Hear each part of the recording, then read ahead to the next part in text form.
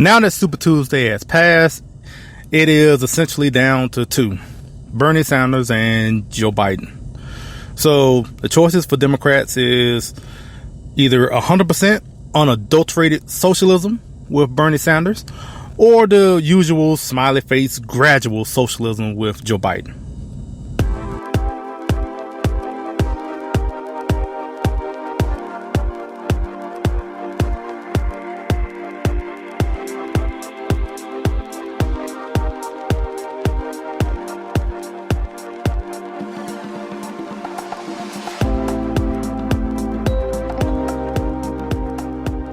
From the highways of America, here's the podcast where we talk politics, a little entertainment, some culture, and this and that, from the road to your ears. This is Trendchat with your host, Brian Bledsoe.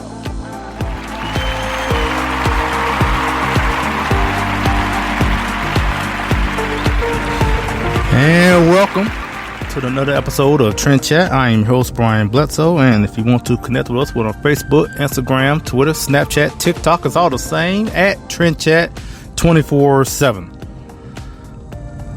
Appreciate you listening in, either on Trendchat247.com or whatever popular podcast outlet you're using, whether it's Apple Podcasts, Google Play, iHeartRadio, Spotify, and others that I have no idea that I'm on. If you're listening to one of those, thank you. Matter of fact, let me know if you're listening to something outside of those major podcast outlets. I just would like to know where people are listening, and not only what outlet you're using, but even where in the country or around the globe, which I've mentioned before, that seeing that the podcast is listened to in other countries, which is still wild to think about, that it happens. I mean, personally, I don't know, maybe people are just accidentally clicking on and maybe they hear my voice and they just are captivated and just want to hear more, and next thing you know, they're active, frequent listener. So, but anyway, I appreciate you listening, and we're going to have Kimberly Klacik with us. We're going to play an interview we did at CPAC last week.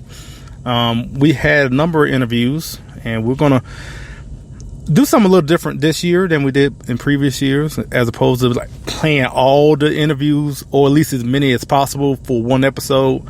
We're just going to space it out. So, because we didn't do that many for one, and I just feel it'll be better for each person that I interview to just have one whole episode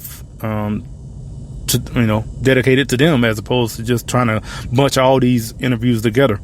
So that being said, the first one going to be with Kimberly Klacik. She's running for Congress in Maryland, and we're going to talk about that. And also in these interviews at CPAC, I think I asked everyone a question based on a theme of CPAC, which was America versus socialism. So with that on my mind, it's kind of made it easier for me to I guess to say what I said in the beginning about, with Bernie Sanders and Joe Biden. And so anyway, with that, so Super Tuesday, like I mentioned, has already passed, and you had let me see, Pete Buttigieg, Elizabeth Warren just dropped out today, as of this recording. Mike Bloomberg, I think was yesterday, a couple of days ago.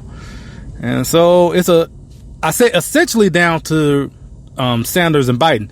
Tulsi Gabbard is still in, apparently. So she hasn't announced that she has dropped out, but she's so far down in the polls that it doesn't seem like she's not going to be a real contender. So that being said, I guess everyone maybe just waiting for her to drop out. Then again, I guess she really doesn't have to. I mean, she's unfortunately for her, she's not much of a threat, but still she could stay in, and it's not like she's gonna I guess she's not going to take away delegates from the others, the other two being Sanders and Biden. But anyway, that's why I said it's essentially down to two. So I guess I don't know how many more debates they had. I haven't watched not one of these debates from the Democrats, because I may watch now, given that it'll be 2 or maybe 3. I don't know if Tulsi will even be qualified to get on the stage now. But I may watch it now, because before, when it was like over 10, like 15, I'm like, what's the point? It's might as well just wait till it get close to the end. Or maybe I just wait until the actual, when they decide on a nominee, and just watch it between whoever the nominee is, whether it's Sanders or Biden against Trump. That would be entertaining. I definitely will want to see that. So now, one thing, like I mentioned on social media yesterday, when talking about Mike Bloomberg, when he dropped out, is that, Bloomberg's a billionaire, but the story was going around that he spent over $500 million on ads, and all he won was American Samoa as far as delegates go. I think that's all. And it's funny, and it is. They, basically just wasted $500 million for nothing, really. And as I said on my post, to a billionaire like Bloomberg, it's a drop in the bucket, really. In a way, $500 million is still $500 million. That is a lot of money, but it's not like he's going to be hurting that much over it. And so, that being said, someone like that who was so anti Second Amendment, who still is, actually. It's not like he's going to stop his crusade to try to take away our right to bear arms. But that was like one of his priorities as a presidential candidate, is to, I guess, to take care of the quote unquote gun problem by basically taking away our rights to guns, to have our guns. And to have someone like that lose money, I'm just glad he lost money. Wasted time, wasted resources, and all that on this. $500 million is still $500 million. It's a $500 million that didn't go to every town or something else that would try to take away our rights to bear arms. So it's always good to see that happen. To be honest, all of these candidates, I will be glad to see them lose, because essentially their platform is to trample on our freedoms, and because that's what they're planning to do. If any of these candidates, I don't care if it's Sanders, Biden, even Tulsi, I know there's this notion that Tulsi Gabbard, like I said, she's so far down the polls, but still, it's like this little facade about Tulsi Gabbard that she may be a little bit of a moderate, which is not true. She's just as radical as the rest of them. Anyway, but whether it's her, Buttigieg, any of them that would have been the nominee, their administration would have been advocating for taking away our freedoms 24/7, and whether that's their 4 or 8 years that they will be in office. And so, whenever they lose whatever position, I'm glad that they're losing, because that means they're not in a position of power to take away our rights, because that's their platform, is just by using the government to take away everything, all sorts of individualism, and just make everything towards the government. Everything, the answer to their problems, the answer to everyone's problem in their eyes is the government, and our rights they can care less about. So like I said, we're down to 2, and now we'll see where this goes. How long either one is going to last before one drops out, and then I guess we'll be marching toward the general. And anyway, I know on top of Super Tuesday, you also had a bunch of primaries, like for the Republican Party. It's funny because, obviously all the attention is going to go towards the Democrats and who they're going to choose for their nominee for Super Tuesday. But on the flip side of that, on the Republican side, you had all these races that were going on for, you name it, senator, representative, state representatives, and all that. And those they don't get nearly as much attention, but they were important too. And anyway, I guess I may get a little bit into that. But first, let's hear a word from our friends with the Founding Project, and also, again, we'll have our interview with Kimberly Klacik coming up shortly. This is Trendchat. Hello to fans of Trendchat and Brian Bledsoe. The Founding Project, an education nonprofit dedicated to civics, invites you to visit our brand new website.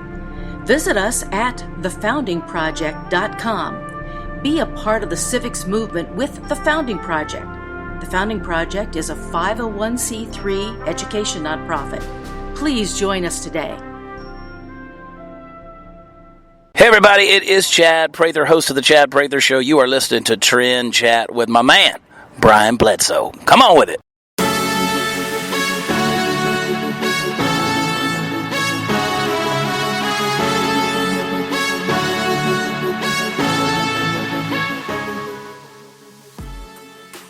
We here at Trendchat appreciate cultural life as they seek to celebrate life through the world of fashion. And if you go to COL1972.com and put in the code Trendchat, you get 10% off your purchase. Again, that is COL1972.com and put in the code Trendchat for 10% off on your purchase. We here at Trendchat truly appreciate their support.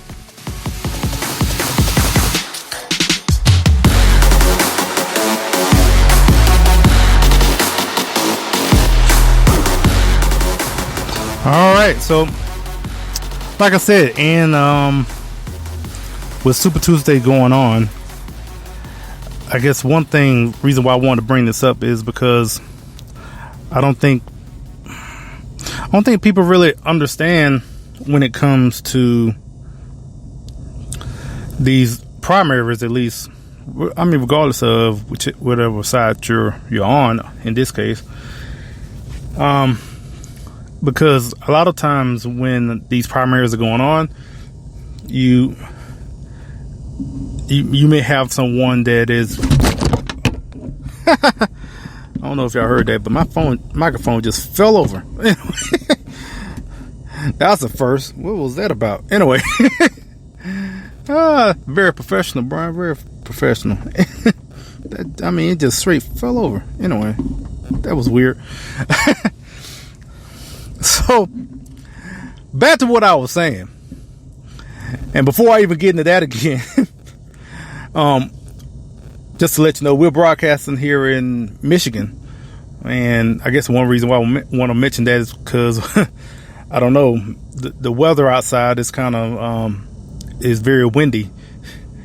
And I don't know, I shifted a little bit because the wind hit the truck some kind of way and made, I don't know, it was enough to make the microphone fall over. Anyway, but like I said, the primaries that were going on, one thing people don't really, I don't think realize is that is the time to really vote for someone that you really reflect your values in a way, because a lot of times you may have someone in office so let's say, for instance, if for Republicans or whatever, someone that is not very consistent, doesn't really vote conservative values a lot, but they've been in office for decades in some cases. And primary is the opportunity to, get them out of office. But a lot of times that's when these primaries tend to go unnoticed. And so these incumbents just stay in office for years and years and years. So I'm saying that because that's kind of what happened. I mean, it happens all the time. Incumbents are very hard to replace, to vote out in these primaries, mainly because of the reason I just mentioned, very low turnout. And unless it's a, presidential year, it's very difficult to motivate people to go out to the polls. And which the incumbents really thrive on that. And I'm not anti incumbent.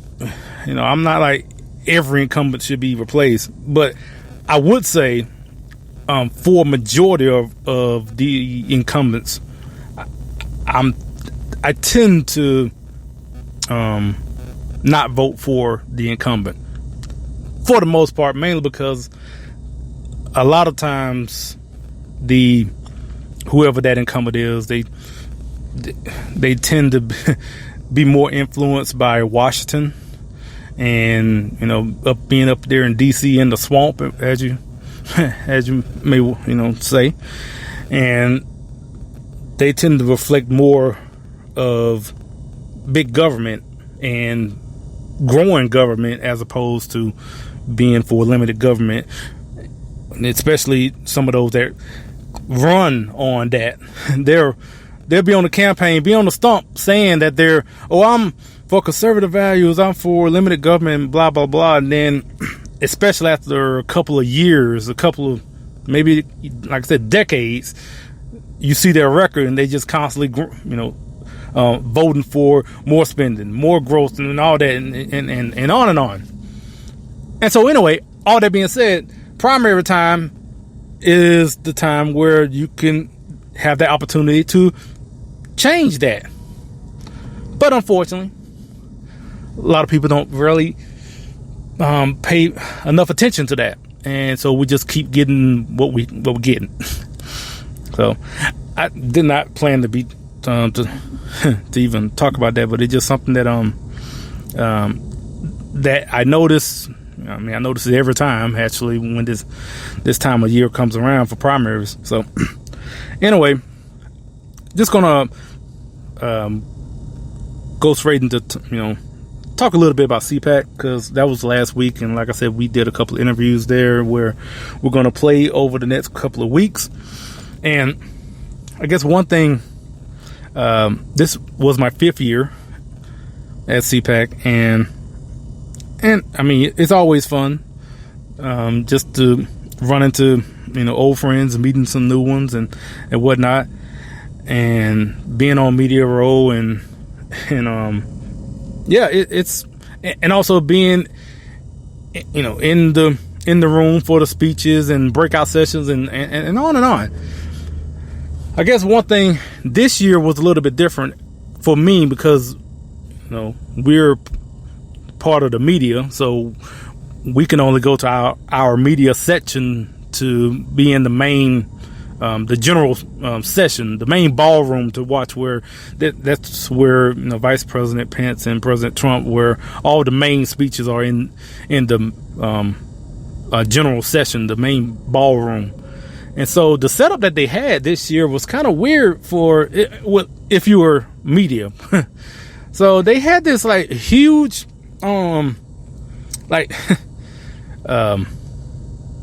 stand in front of us where it was so big to where you couldn't really see the stage. It was just like these like bleachers that they built in the middle of the room.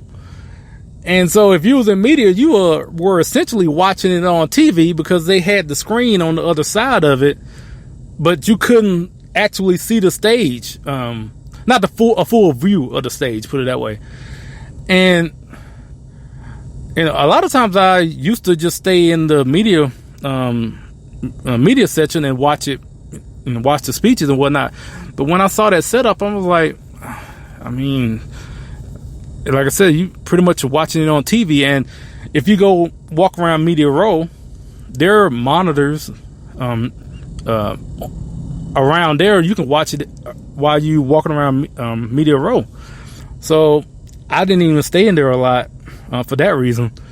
So then that was unfortunate. I kind of made it, like I said, made it so difficult to actually see the full stage and all that. But like, you know, we're media, so and I don't know how everyone else felt, because also they had kind of like these bleachers set up in the back behind the media as well, you know, to give more capacity so more people can be inside the ballroom. And I don't know how those people felt, because they were behind us, so I know they couldn't see the stage either. So I don't know. I guess that section that they built in the middle were for VIPs. I really don't know. I didn't ask what that part was. It was funny because President Trump actually brought it up in his speech, like who are these people in the middle? I think he said something like, y'all must be important people, because y'all got, like, you know, had them up like above it, because there was like bleachers, and it's like a little section, and it was just you know, elevated in a way. Anyway, that was just one thing I kind of noticed.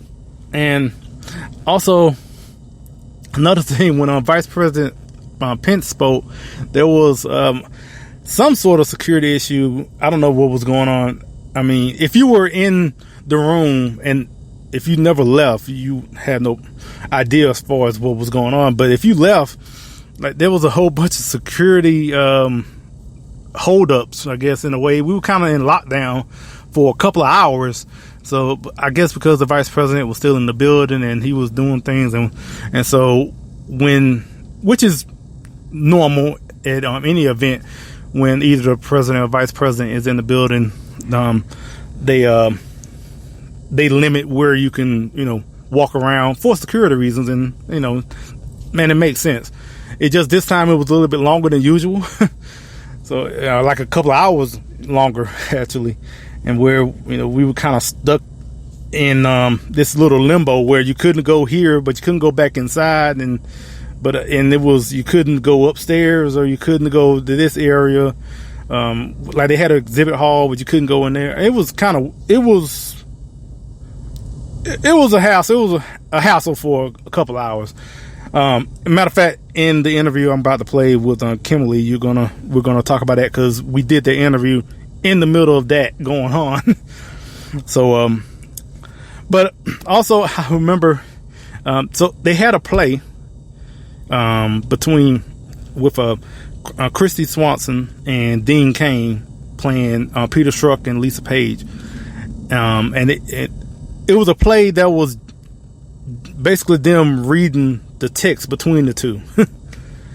And I was watching it and I was thinking, you know, I mean, I know they've done this before, but I mean, have they ever done it? Because I've never seen the play or seen any pictures of the play. But if they had like a whole set in costumes, because what they did at CPAC, they were just, you know, just reading it.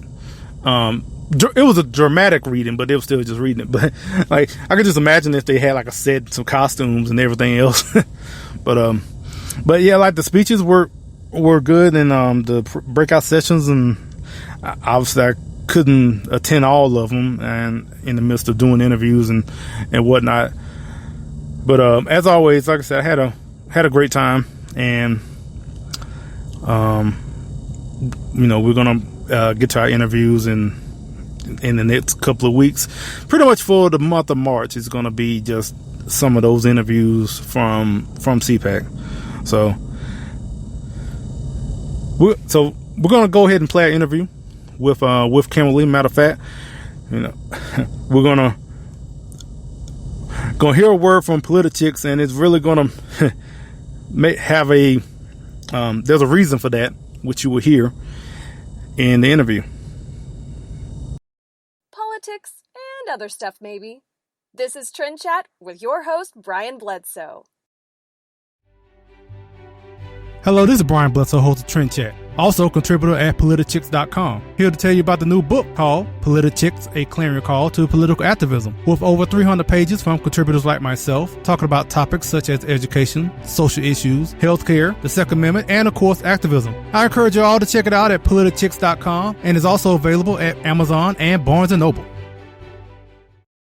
Hello, this is Trendchat, and we are very pleased to have Kimberly Klacik with us.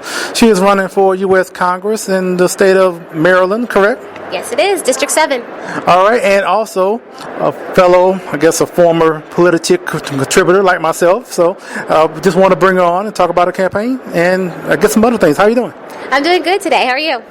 So first, let's ask about your campaign. One, what inspired you to run, and how's the campaign going? Yeah, so I've been working with my nonprofit for over 8 years in the Baltimore City area, and I've always noticed that a lot more could be done. I then started paying attention to all the federal funds that were being poured into the area, millions, in some cases billions of dollars, and I could just see, over an 8-year span, nothing was being improved in some of the impoverished areas. So I was, really concerned on why that was, especially since I was working at getting women employed, right? So we ended up getting over 200 women gainfully employed. 30% went on to be financially independent, but to me that wasn't enough. So over the summer, in July actually, I took my camera down to West Baltimore area and I decided to show the blight. The trash, illegal dumping is a huge problem in Baltimore City. And then just the living conditions in general. At that time, Congressman Cummings was doing the oversight committee hearings on the conditions at the southern border. And he was talking about how the southern border, could use some work. And so I said, you know what? So could your own backyard. So I uploaded those videos. It was about a week that went by. I talked about it on Fox and Friends, and then President Trump happened to be watching that morning, and it, started a tweet storm against Cummings and everyone else, Baltimore officials, and asking, where's all the money that you're getting in federal funds? I know you're getting it because we're sending it up, but what's going on? And so, with that, I just kept doing interviews with people living in the area, and I was just so curious. I was like, how long has it been like this? And they were telling me for years. And so, Congressman Cummings, God rest his soul, he passed away. And, he'd been sitting in that seat for over 20 years. Prior to that, Kwasi Mfume had the seat, and it's been a Democratic seat since 1953. So I thought, you know what, I'm not going to just talk to talk, I'm going to walk the walk. And so I decided to throw my hat in the ring. All right, and at this point, has your primary passed, or it's just straight to the general right now? Yep, so we're doing a special election, so we're going to fill out the rest of Congressman Cummings' term, right, before the actual election in November. So I won the primary on February 4th. There were 8 of us Republicans. There were 24 Democrats. Kwasi Mfume, who had the seat prior to Cummings, he won on the Democratic side. And so April 28th is a special general, and so we'll go toe-to-toe on that date. Well, all right. So the question I've been asking everyone is, theme for CPAC is America versus socialism. And I just guess I want to ask you, in your opinion, how have we gotten to this point? Yeah, I don't know. I think it's kind of like, you ever see it's history repeating itself, right? Remember the hippie days when everybody was hanging out, smoking marijuana, and they're like, dude, we need more from our government, right? We need this for free. We deserve that. And I think it's almost like history repeating itself. So now here we are in 2020, and we're asking for student loan forgiveness. We're asking for all these things. But, I can hold up a blank sheet of paper and say, this is how much the government actually owes you, right? Nothing. So I think some people don't understand that sometimes less government is more. And, I go out and I talk about conservative values all the time. I actually went to go speak at a couple schools last week, the Murray School here in D.C., and just telling people, if you can actually take control of your own destiny, you could actually go a lot further. When you start depending on the government, you can only go but so far. And I think some people love, the whole free healthcare situation. That sounds great, and I want everyone to have healthcare. But at the same time, what does that look like, right? We already know vets, they get free healthcare, but they're telling us it's not that great of a program. And I think sometimes when government gets involved, sometimes it's a good thing, but most of the time it's not so good. And so if we want to be able to continue as, just American citizens and having the way the country has always been, where you're free, the land of the free, to do what you want and go for your dreams and the opportunities, I think we should continue to do that. So we're here at CPAC, as I mentioned. So what? I guess what are you doing here? Are you speaking or what? Yeah, so I'm not speaking at CPAC. I have a table downstairs for my congressional race, but I'm also, hitting up Media Row here shortly. I know we're waiting for our Vice President Mike Pence to leave the building. But for people that don't know, right now we're all kind of like stuck in the middle here, and it's the whole security thing. So just letting y'all know. Yeah, we are in lockdown right now. But as soon as he leaves, I'm gonna hit up Media Row, and then I'll go back down to my table and meet some more people. So I'm excited about this. And day 2 out of 4 days of fun, right? So it's good. And talking about, like I said, this theme that's going on, and unfortunately, like this threat of socialism. So, for 2020 in general, like what do you see as far as how do you think this is going to play out at the end?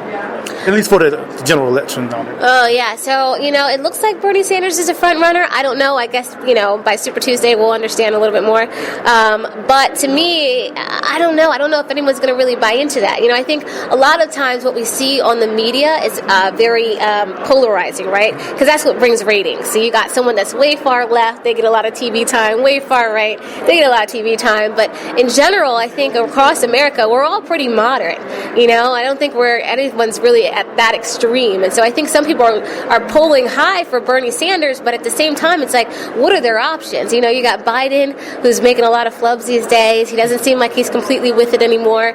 You got Mayor Pete, who's, I guess, had some problems back in, the city where he is the mayor, and in Indiana, I believe, right? Yeah, so, they all have issues. Senator Elizabeth Warren, some of these people just need to retire at this point. But at the same time, it's like, you look at President Trump, he's hard to beat. You got an economy doing well, you got record low unemployment numbers, living in the Baltimore area, the First Step Act and prison reform, that was huge for us. When people come home from being incarcerated, they need those skills and training to go back to work. And so that's big from where I'm from. So I think it's going to be tough to beat President Trump, but, if Bernie Sanders becomes the nominee on the Democratic side, I think I can rest easy at night knowing Trump is going to win in November. All right, so if people want to know more about your campaign and want to reach out on social media, where would it go? Yep, KimKForCongress.com. You can follow me on Twitter, Kim K Baltimore, Facebook and Instagram, Kimberly Klacik. All right, thanks so much for your time. Thank you. Hey, I'm Amy Robbins. And I'm Emily Valentine. And we are not your average gun girls. And you're listening to Trendchat with Brian Bledsoe.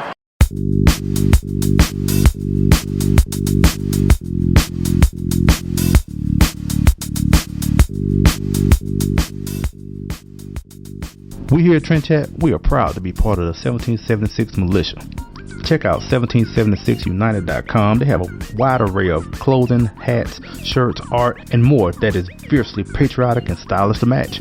Go to 1776united.com, and if you put in the code Trendchat, you get 20% off your first purchase. Again, 1776united.com. Put in the code Trendchat for 20% off.